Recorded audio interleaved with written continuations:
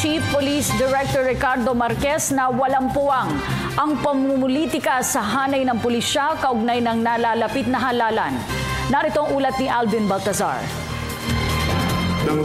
Tiniyak ni PNP Chief Director General Ricardo Marquez na mananatiling apolitical o non-partisan ang PNP sa papalapit ng panahon ng eleksyon. Sa naging talumpati ng Chief PNP sa ika-114 na taong Police Service Anniversary sa Campo Crame, sinabi ni General Marquez sa harap ng Pangulong Noynoy Aquino at DILG Secretary Maroas na ang tanging trabaho nila sa pagsisiyasat ay mag-focus sa seguridad at hindi makihalo sa politika.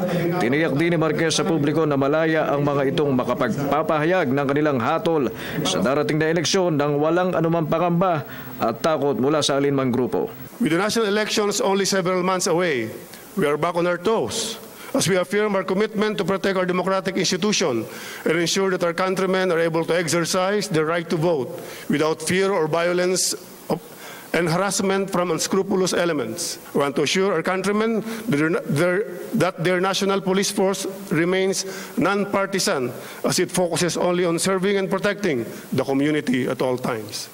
Sa kabilang dakoy, ibinida rin ng Chief PNP ang anyay magandang bunga ng Oplan Lambat-Sibat dito sa Metro Manila na sadyaan niyang nagpababa sa bilang ng krimen. Tuloy-tuloy din ayon kay Marquez ang kanilang kampanya laban sa mga taong pinaghahanap ng batas, paglansag sa iba't ibang criminal groups at loose firearms habang ipinagmalaki rin ito ang matagumpay na kampanya kontra illegal na droga sa unang semestre ng 2015. Of course, our campaign against illegal drug remains our top concern as we conducted close to 13,000 anti-illegal drug operations over the past 6 months, resulting in the arrest of 1,000 drug offenders, the confiscation of 1.5 billion pesos worth of illegal drugs and the filing of 16,000 cases in court. Sa huli, pinasalamatan din ni Marquez kapwa sina Pangulong Aquino at DILG Secretary Maroas sa suportang ipinagkakaloob nito sa PNP lalo't nagpapatuloy ang modernisasyon sa pambansang pulisya. Para sa Telebisyon ng Bayan, Alvin Baltazar.